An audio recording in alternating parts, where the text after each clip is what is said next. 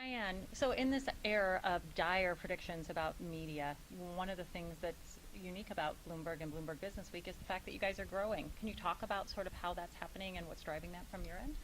Yes, well, thank you, Bloomberg customers. I mean, one of the things about Bloomberg, obviously, is you've got this core terminal business. So you have more than 300,000 customers that pay for the data. They're paying for the news. So part of the reason we're growing, I think, is because of that. But also, we've got an extensive global operation, and we're moving into new areas like emerging markets. We're moving into new platforms. So I think it all feeds off each other. There's an energy there, and I think that it's a very ambitious entrepreneurial company.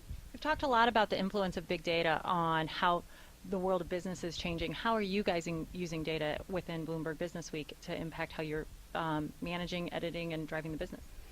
Well, first of all, Bloomberg is a data company, so let's start with that. Right. But in terms of where I sit, do I go out and sort of look at data in terms of how we're, measuring stories? Of course, we're measured and we're looking at, how customers are interacting with the various platforms. But more importantly, it's a source of good stories. I'm intrigued by the intersection of big data and technology and the arts and healthcare. 23andMe, already you're seeing a lot of different iterations of new research coming out by virtue of that data. So I think it's exciting to watch journalistically.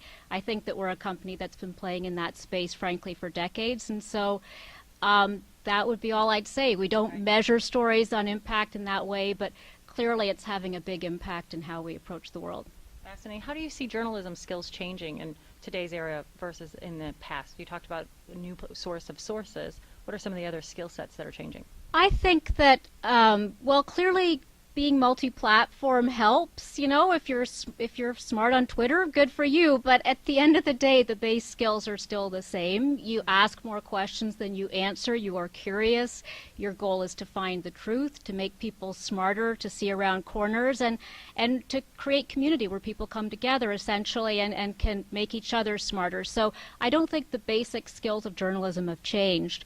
I think there's just more platforms and frankly, a higher bar.